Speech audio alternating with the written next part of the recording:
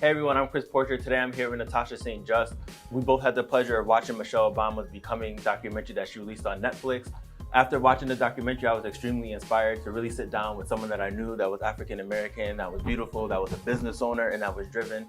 And Natacha, I thought, was the perfect person to have that conversation with. So thank you for being here. Thank you for having me. I was actually very I was a little thrown off. He was like, I was watching this documentary Becoming and I thought of you. I was like, really? Me, Michelle Obama, that's what you thought of? But I'm totally honored. Yeah, no, like when she released the documentary and I was seeing on like everybody's news feed that she recently released it, I was just like, I have like absolutely had to watch it because I've always been huge fans of her and Barack's, not just because he was the president, but I was following him way before he even, ran to become, the president of the United States. Yeah. But after watching the documentary, I was just inspired, extremely inspired. I reached out to some of my friends, to my manager, and I was like, yo, like I definitely have to have a conversation about this documentary because she mentioned just like so much stuff that was just relatable to me, even as a man, right? Yeah, like it was just, being African American. So some of the stuff that came up in the documentary, fashion related or being driven, being a business owner, a homeowner, a parent,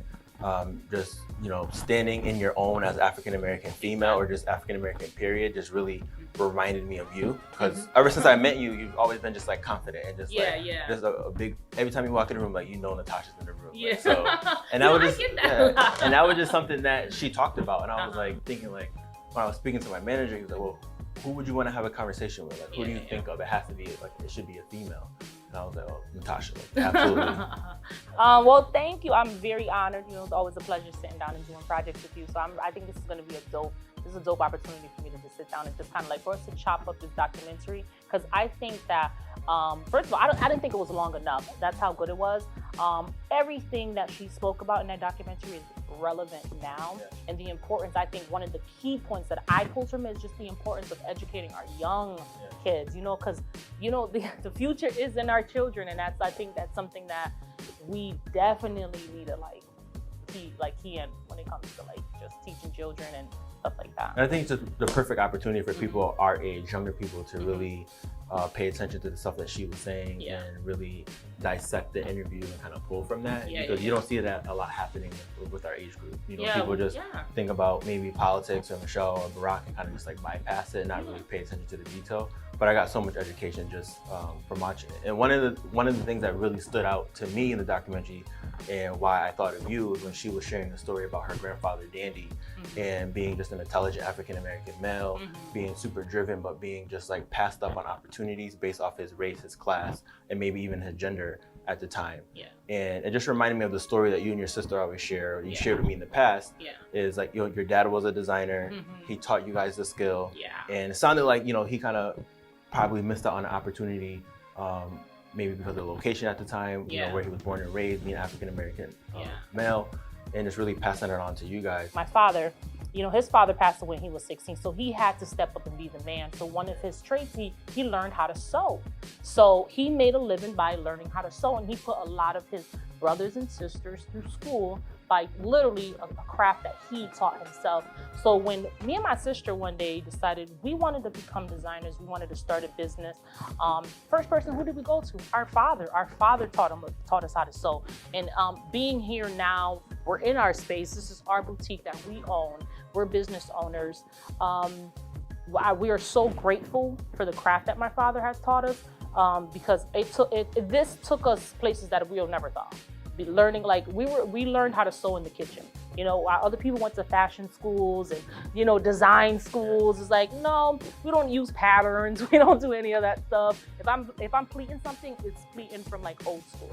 And I love that you said that you learned at home or at the kitchen table, because that was one thing that Michelle said, is that, she grew up and the first place where she became comfortable was at her kitchen table, and where she learned to be confident and to have those skills, and whether it be her grandfather, her father, or her mom really just gave her that confidence at the table. And that really stood out for me, because I feel like as African Americans, whether you be a designer, me in my professional life, there's always that back feeling of I'm African American, so I have to go even harder. I have to be 10 times better, or make sure that when I'm at the table, I could be as perfect as possible.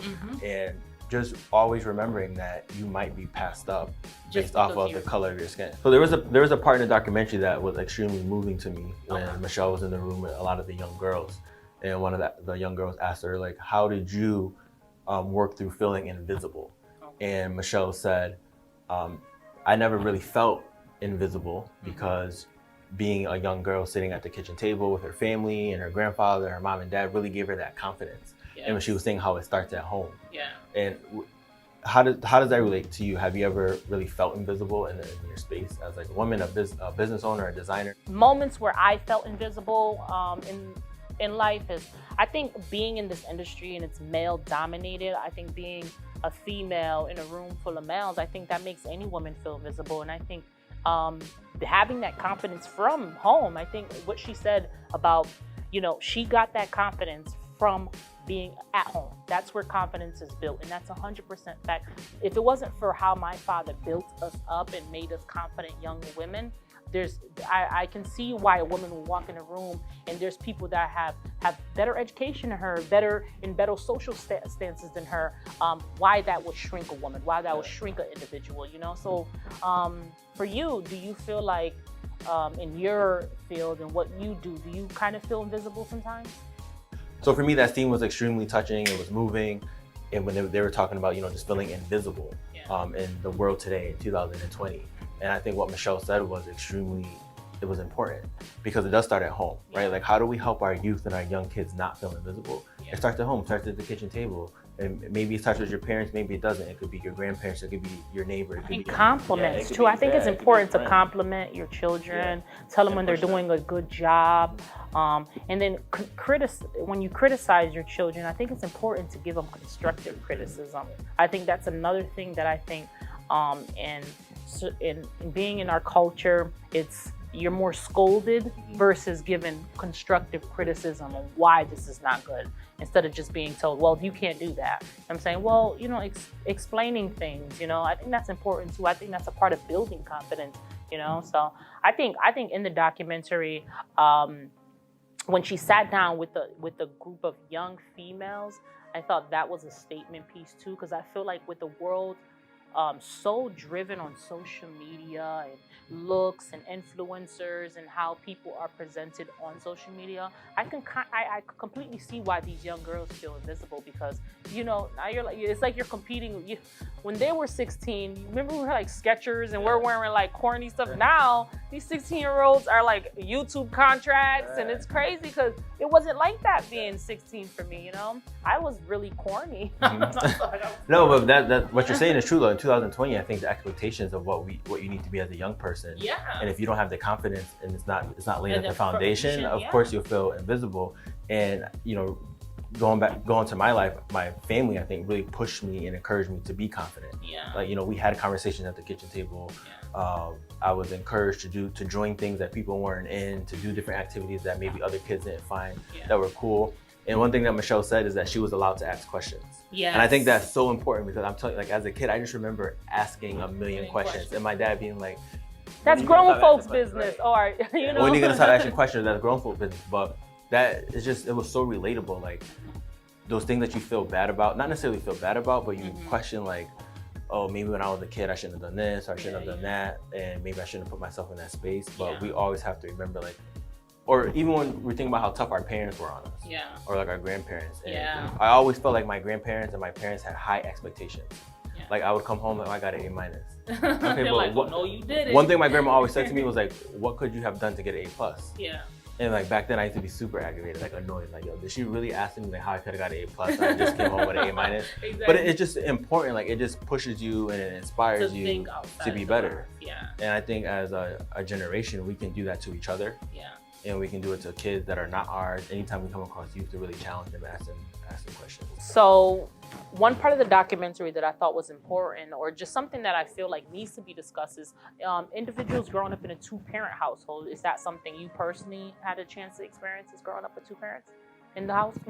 So me personally, I didn't have both my parents in the house. So my parents were split, like I was 3 years old, but my dad was absolutely present, like in my life. Like, he taught me a lot about just the importance of working. He pushed me, well, both my parents did, but he pushed me to, continue my education, to really, be able to get to a level where he wasn't necessarily able to reach. And, watching the documentary and literally hearing Michelle Obama talking about her father, how he inspired her, how he pushed her, how he built her to be confident. It was extremely relatable. I'm watching it, I'm like, that's my grandfather, that's my dad. And also that's what I got from it. I was like, that's like my dad. But also looking at it another way, like, what can we do as young people for the kids that are not experiencing that, right? I think that's the important conversation. When it comes to that portion, I think it's important to have the conversation, not with just the kids, I think the parents. I have family members who work in the school system, and one thing they always say is that they wish the parents are more involved. So I think that's a conversation that needs to be held with the parents, because the kids want their parents to be involved. I think with the documentary with Michelle Obama, one part she talked about was like when her father got home from work, the excitement, the momentum when I'm in the house. And I felt that growing up. So I thought that was very relatable, because I'm like, that's how I felt. My dad came home like, daddy's home, So, it's just about, I think, when you grow up with two parents, you have the opportunity to grow up with two parents.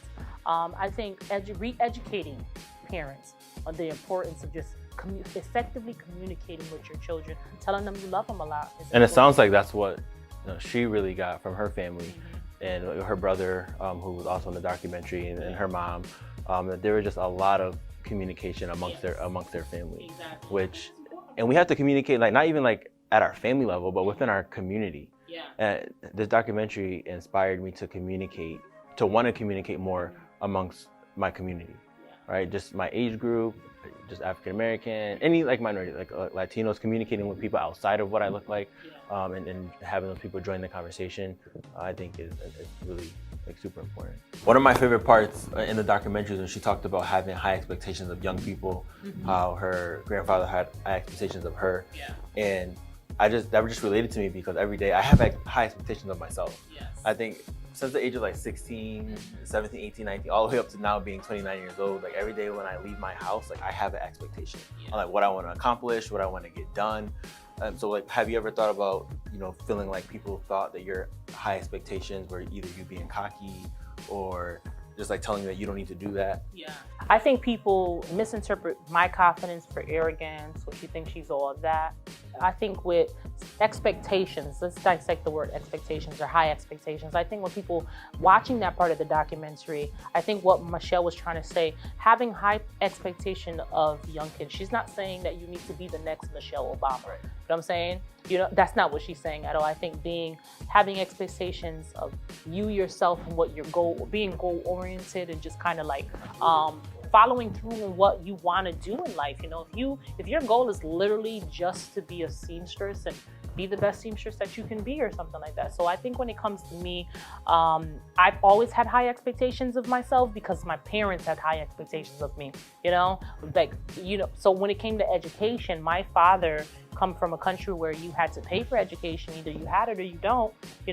Coming here as an immigrant into this country, he had high expectations for his kids because, there was no public school in Haiti, versus here, there's public school. You can go to school for free. So he harvests on the importance of education, and having those expectations of us is what always kept us driven.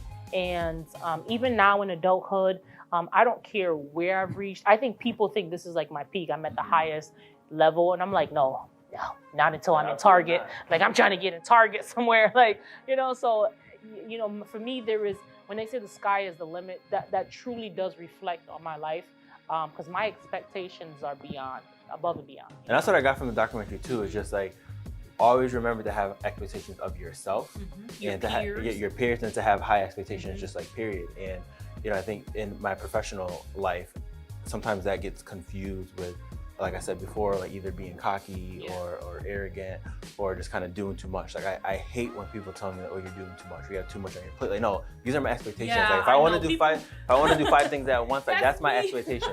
I think that's why we vibe so well, because I'm one of those people, I have to have 100 things on my plate. People can't tell me, oh, you gonna take on one more project? Yes, I am, because that's what I expect of myself. And you know what, when I think of expectations or having high expectations, I don't think it's just goal-oriented or just things that you want to accomplish in life when it comes to school. I think having expectations on how people treat you is important too. Do you feel yourself like defending yourself a lot when it comes to just what you do in your work? Sometimes, but I think now, definitely in the past, but now I'm definitely in a space like now I'm getting closer to 30. Like there's no more defending. Like I am who I am. Like I'm in the room. Like I'm gonna stand tall. I'm gonna be confident. I just feel like that. Like the documentary like solidified all of that.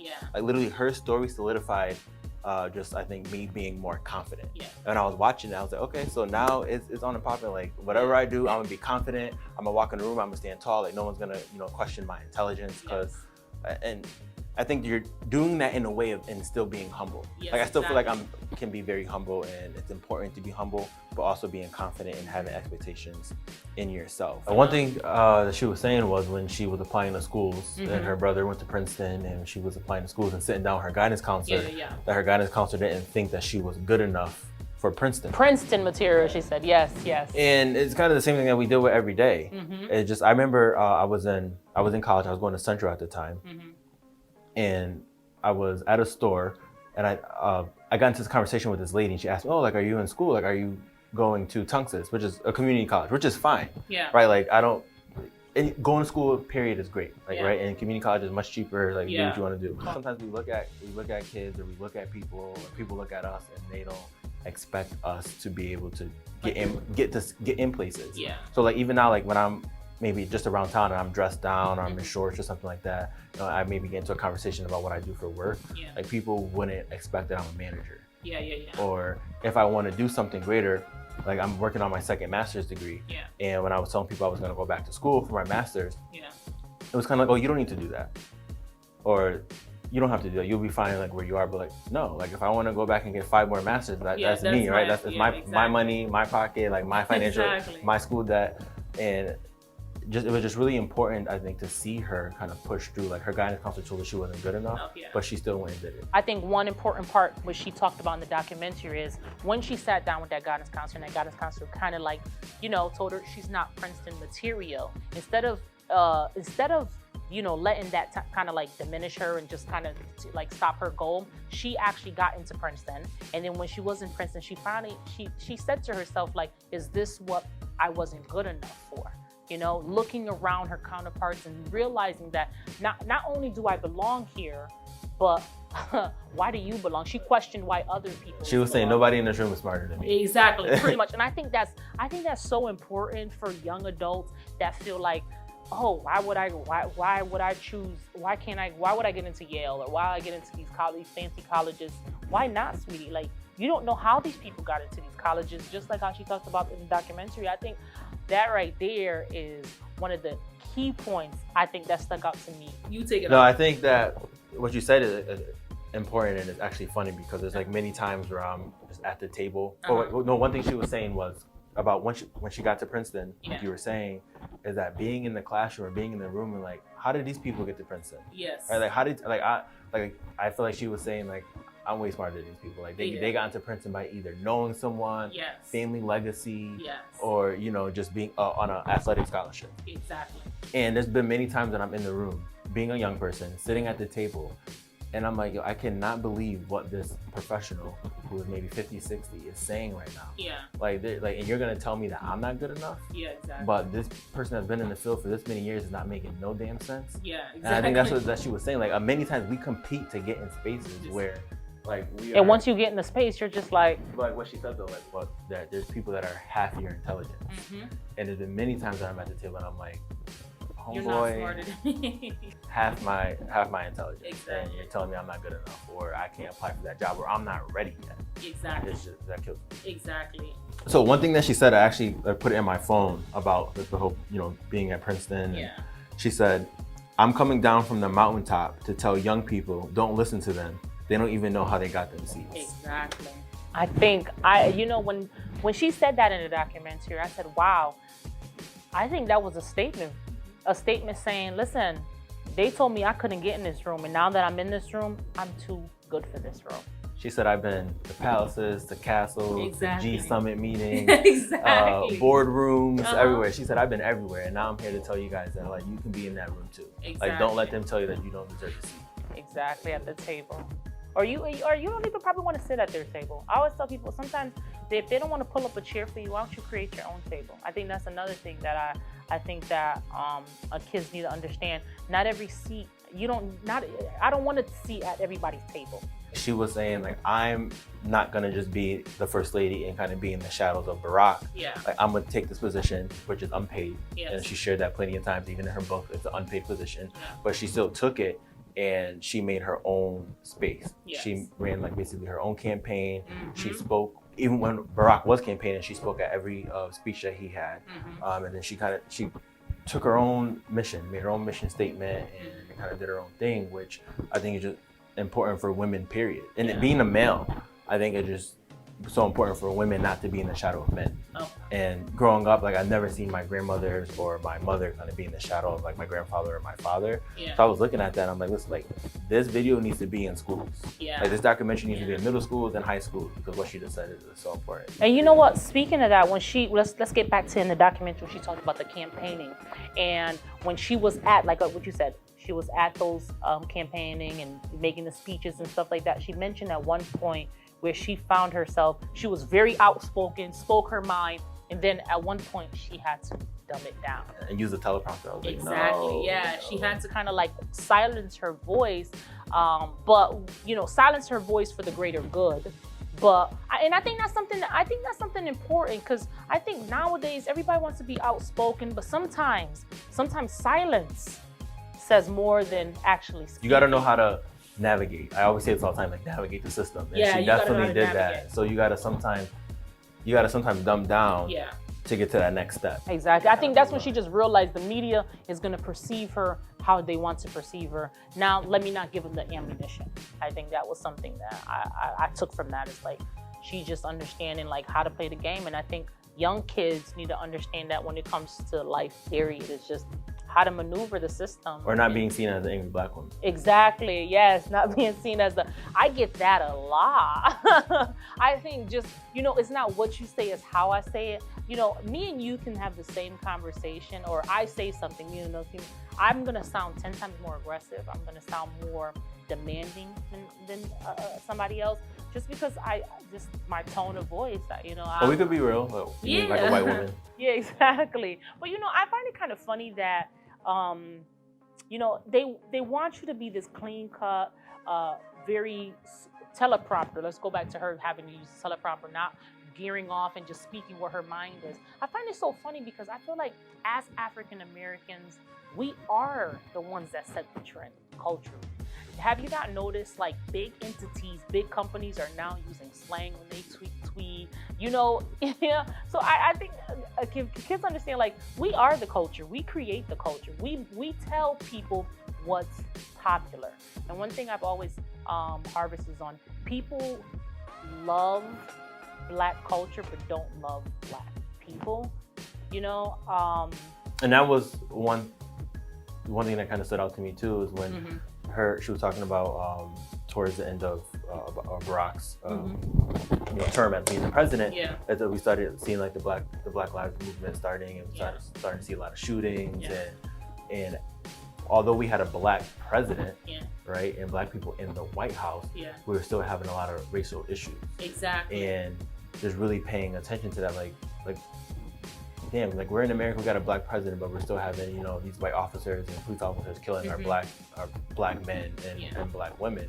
And really looking at it from a perspective, it's like, if these people hate African Americans or Black people that are on the street, they must be having a hard time with Black people dealing in the White House. Exactly. And you know what? But she also mentioned the fact that even though they were in the White House, she made it a statement that just because you have a Black president doesn't mean these racial issues should go away. Right. Just because we have a Black president doesn't mean they went away. Exactly. They're still there, even if they're swept under the rug, or people are using him being president as, now there's just racial equality. No, but that still doesn't bridge the gaps when it comes to home ownership between Blacks and minorities and whites, professional-wise, male counterparts versus female counterparts.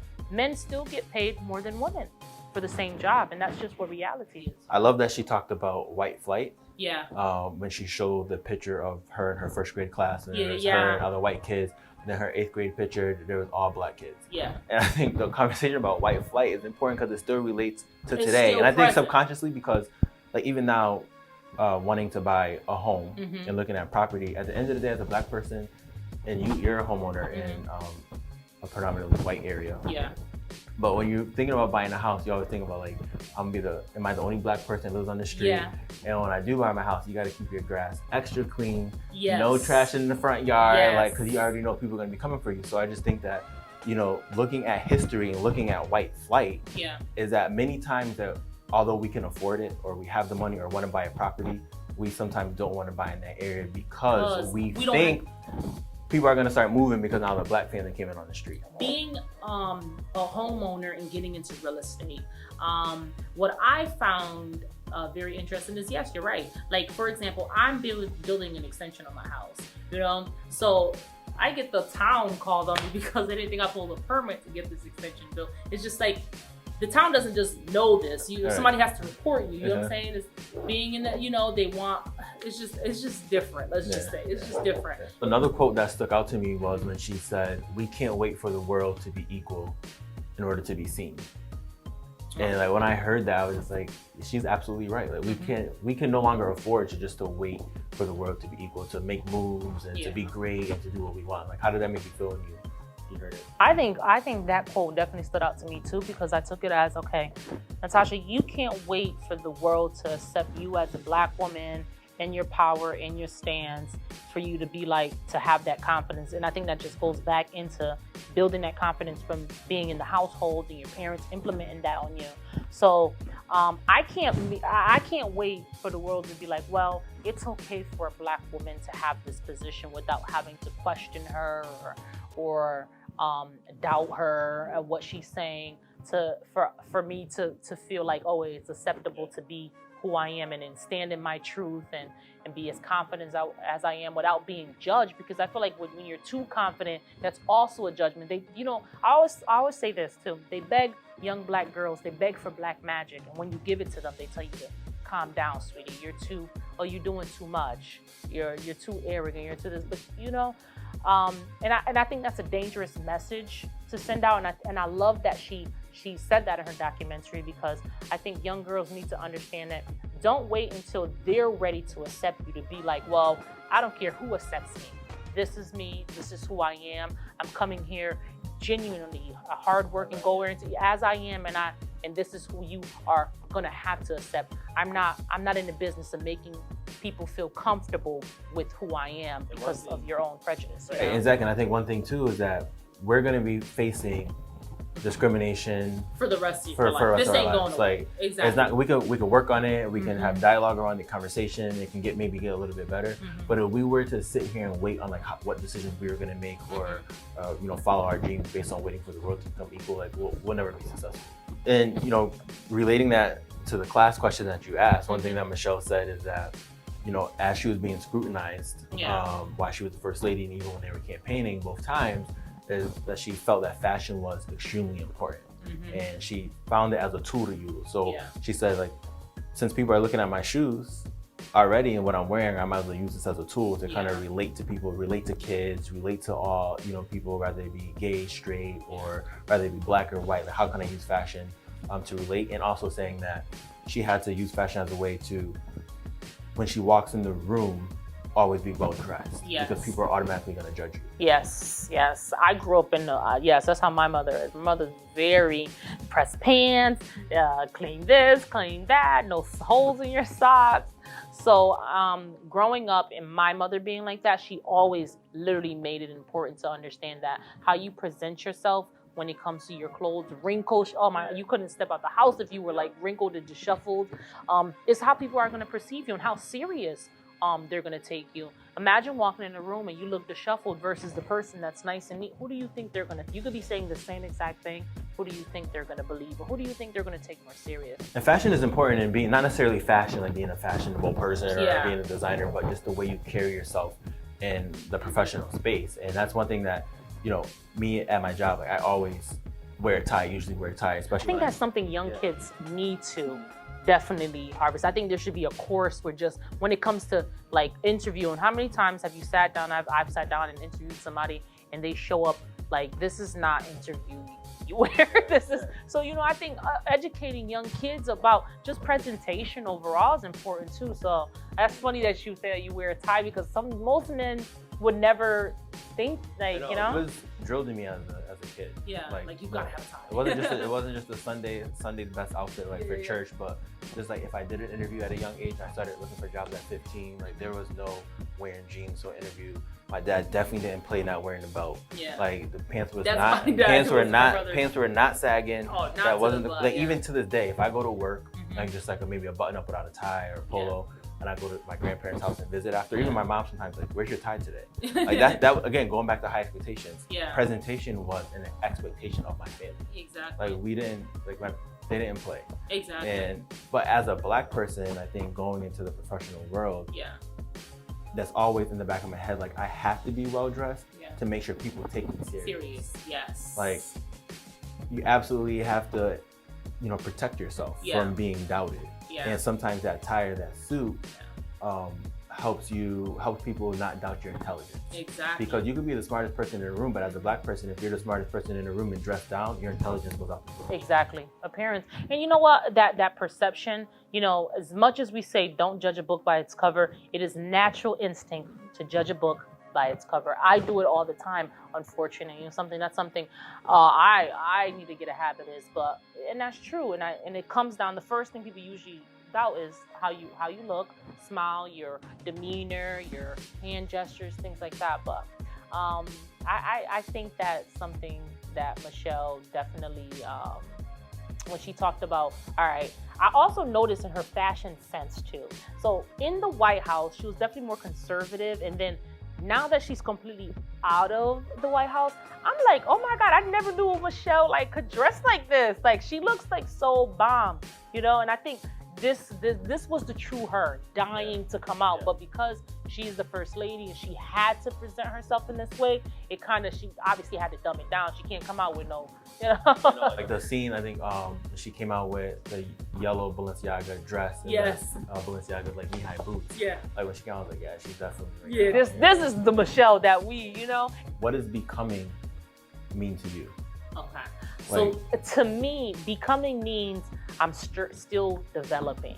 So when I think of becoming, I'm becoming still a business owner. Even if I own a business, I'm in my space, I'm still becoming a business owner because there's an abundance of knowledge that I still want to absorb. So becoming more more strategic when it comes to business and you know, home ownership, and educating others on the importance of home ownership, educating young kids on the importance of like financial literacy.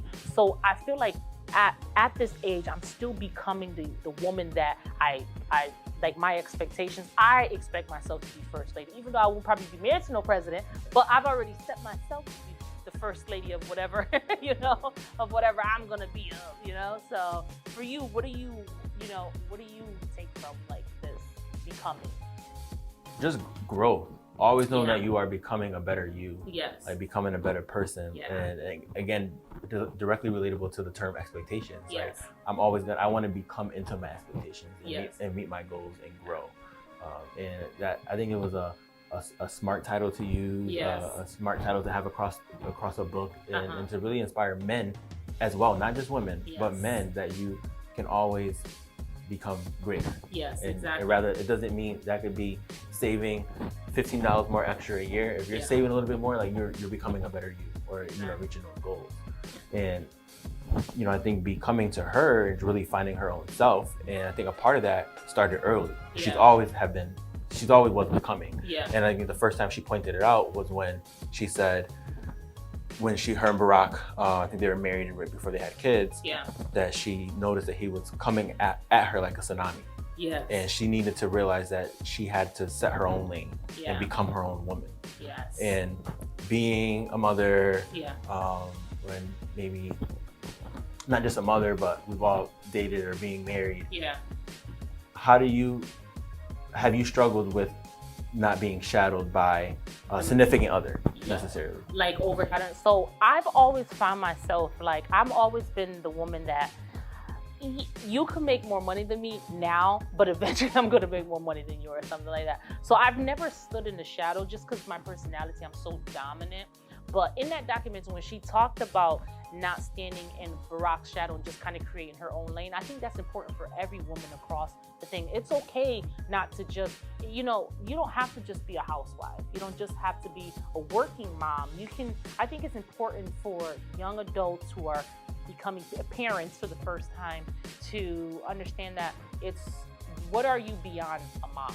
Like what can you do being beyond a mom? And I think that's what I love about Michelle so much is that even though she obviously super crushed that being a mom, super mom, being able to do, and that fact that she's a lawyer, she gave up her career to raise her children. I think that's something that women sacrifice, the sacrifices women have given to be mothers and to grow their children. I think at one point, once those sacrifices and your children are adult, now let's find you again. I think women get lost in all the time. When you become a mom, you think you're just a mom.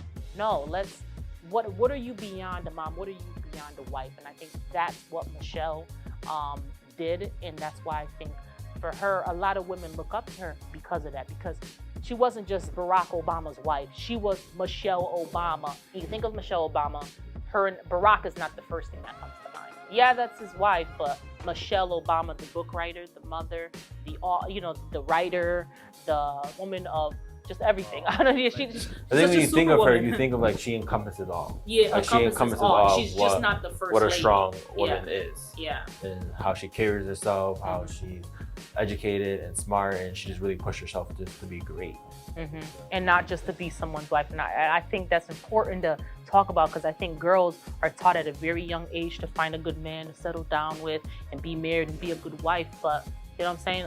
We have to teach our young girls, let's just be beyond a wife. Let's not stop. It's okay to put your career on hold for the moment, but let's not forget who you are. I think Barack showed why she was doing that, how to be a supportive husband. Yes. Right, and to let her find her own lane. Yeah. And we need to really, we need to encompass Michelle and Barack's Black love. Yes. We need to just bring that Black love into every space possible. And I was watching an interview with him actually, and he was talking about he's also releasing a book, or hopefully he said he was. Hopefully. Oh really? I didn't know that.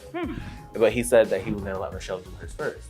And I felt like it was just inspiring watching how he just still, not being the president, considerate of his wife, and letting her be her own person, and not kind of getting involved in how she's creating her story. Exactly. Right? Like saying, oh, you have to do it this way. He's letting her produce her own story and narrate her own story. I love that. Which we need that. So if Michelle was here today, and after watching the documentary, what would you say to her? What would you want to tell her? What would I want to tell her? I would tell her, I heard you. I heard, I get it. I think her having shown that documentary, it touched on so many different points when it comes to just overall right now, what is happening right now in every young person's life, or even just adult-wise in everybody's life. I would say, we heard you. I think this is something that we needed to hear. So I know thanking her, like you said, saying thank you for this. I think this was an important conversation that we needed to have, I would absolutely tell her, again, just thank you.